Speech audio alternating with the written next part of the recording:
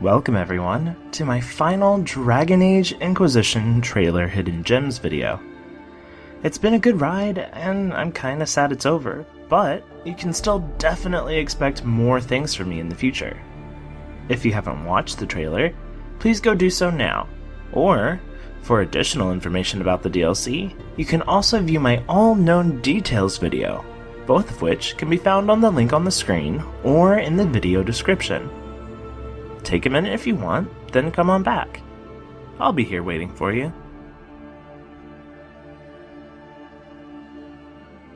Okay, let's get right down to it then, shall we? First off, the trailer begins in a mountainous area that somewhat resembles Ferelden. An active alluvium glows as two Qunari walk out of it. There is a dread wolf statue nearby, and the Inquisitor's hand is already experiencing malfunction by this point of the story. So let's take a closer look at these Qunari. The mere fact that we have a female Qunari fighting against us means that she's not a member of the Qunari military. Under the Qun philosophy, women are not warriors. However, they can be a part of the Ben Hassrath, the spies for the Qun, and engage in combat. She has red hair, whereas the few female Qunari that can be seen involved in combat later in the trailer appear to have white hair. She personally is not seen fighting against us, even though she is holding a sword, so it's possible she could be in a different position of leadership within the Qun. She sports a headdress and what appears to be the Tome of Kozlun on her shoulder. The Tome of Kozlun, previously seen in Dragon Age 2, is the Qunari philosophy doctrine written by its founder. Either there are multiple copies, or she's important enough to be carrying it around with her on her armor. Or maybe it's a different piece of Qunari literature. Keep in mind that the Archun, the head of the Qunari priesthood, can either be male or female. The very largely built male Qunari accompanying her uses green lightning magic, so I'm going to peg him as a Cerebos, aka Qun following Qunari mage. Other Cerebos can be seen throughout the trailer using the same green lightning magic. It looks somewhat similar to the green energy erupting from the malfunctioning fade mark on the Inquisitor's hand later in the trailer. The female Qunari says, "Your duty is done," which likely refers to us closing the breach. She then goes on to say, "It's time to end your magic." So from this, I'm guessing the Inquisitor's fade mark poses some risk to the Qunari people? Or the world? Or they were turning the other cheek until the breach was closed and are now coming after us for some reason? In this next shot, two of the three advisors can be seen escorting the Inquisitor through a massive crowd of Inquisition forces on the way to the Winter Palace. The Inquisitor states that 2 years have passed. The timeline of Inquisition is a little bit vague, but if the alternative feature seen during the Mage story arc of Inquisition was a year later in 942 Dragon, this would likely be about 943 Dragon.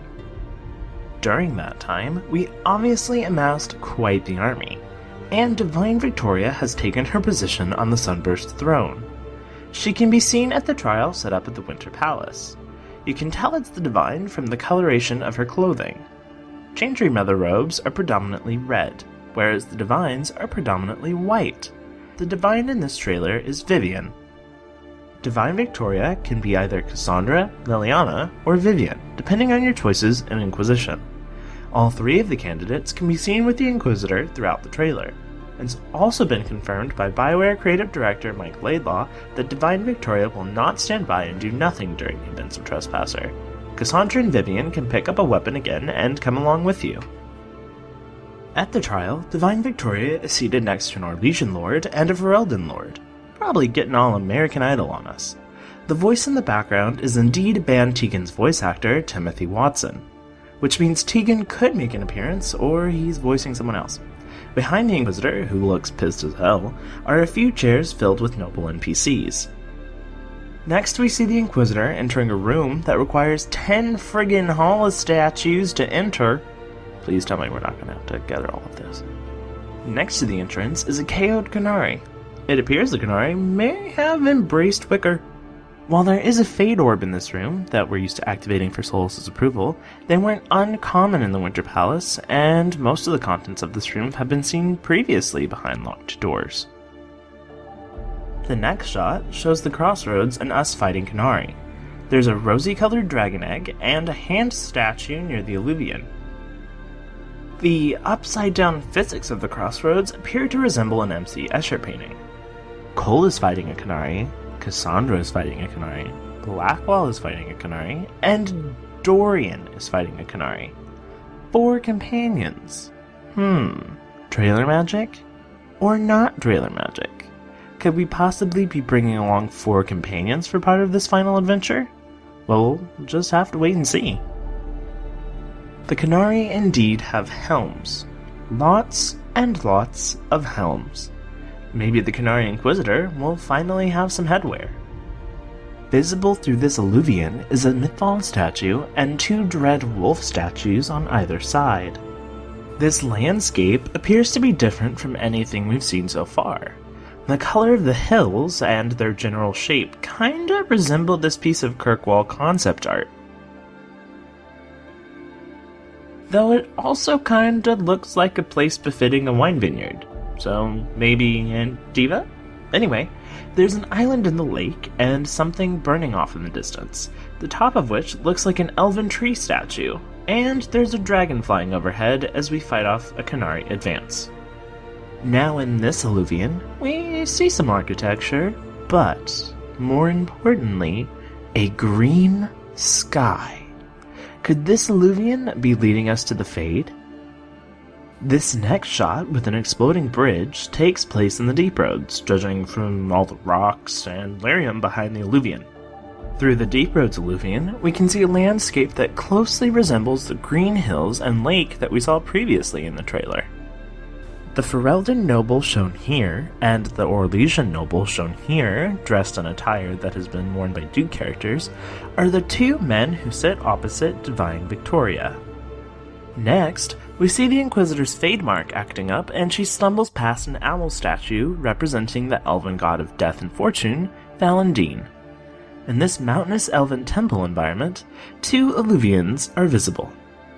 Scout Harding is back!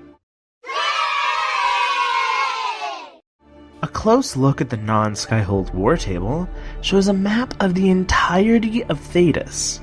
While the Inquisitor stabs the Ferelden Orlais version, the one on the table shows the whole of Thedas. This could be a big bunch of trailer magic, or we could be venturing to locations across Thedas via the alluvions. The trailer then shows us all the companions, except you know who comes later, and various combat scenes. Behind Vivian is a shattered alluvion, and also an active one. The female mage and rogue inquisitors are sporting new attire that closely resembles Calpurnia's robes. It appears we'll be fighting Canary in many elven locations, judging from the yellow tiles and tree statue. The Inquisitor meets elven sentinel spirits? Judging from the bags of sand or grain or what have you, it's likely that this area has been recently occupied. Next, we see the Inquisitor back at the Winter Palace, surrounded by nobility and dropping a book on the ground. I have a few interesting theories about this book. Either it's the Tome of Kozlun seen earlier, and we're bringing it back to the nobility to show them we've defeated the Canary, or let's also pay attention to this symbol on the underside of the book that can just barely be made out as a sunburst. It could be that this book is a copy of the Chant of Light or some other religious document, and we're dropping it on the ground angrily for dramatic anti-changery reasons. It's also possible that this book could be the Divine's Directive, the book that spurred the beginning of the Inquisition, in which case, for the Inquisitor to be throwing it down on the ground, oh, she must be pissed. In these 2 combat scenes, the Inquisitor's Fade Mark appears to create a burst of energy that flings enemies away and kills many of them. Either this is purely trailer magic, like in the Descent trailer, or this is a new ability we can use. The Inquisitor can be seen holding a Balefire torch in a room with a weird mural of a red-faced lady. The energy in her hand is glowing, and there is also a green glow on the Dread Wolf statue that's moving and exposing a hidden staircase. So, maybe our mark has allowed us to uncover the stairs? The environment in the background looks exactly like the green hills from earlier in the trailer. Next we see some Canary that have all been turned to stone. We've seen something like this previously in the Dragon Age 2 Mark of the Assassin DLC, where 3 sailors were cursed by their Maleficar captain and turned to stone.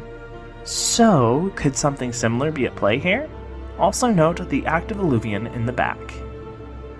In this next shot, we see a group of Qunari guarding an alluvion.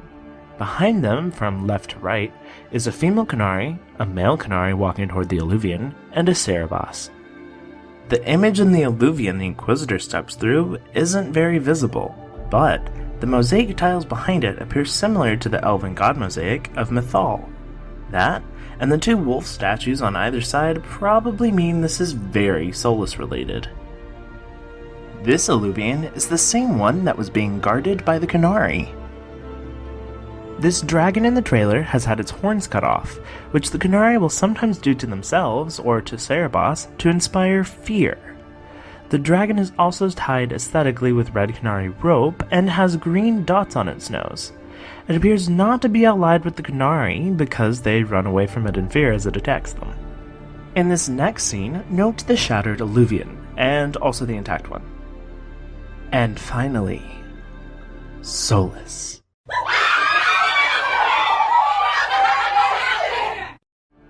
Let's finish up this final Dragon Age Inquisition trailer hidden gems with a look at what we can tell about Solus. He's standing facing the alluvion, almost as if he's been waiting for us. His new outfit looks like a mix between his classic hobo fur style and the elven sentinel armor, judging from the shiny metal bits and the flowy skirty thing in the back.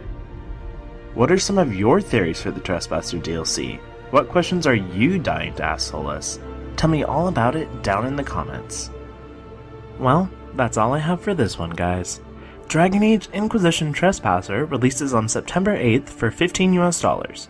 For more Trespasser DLC coverage and Dragon Age Empire related videos, be sure to subscribe to my channel by clicking the big blinking subscribe button coming up shortly. For instant Dragon Age and Bioware news coverage, feel free to follow me on Twitter or my new Tumblr.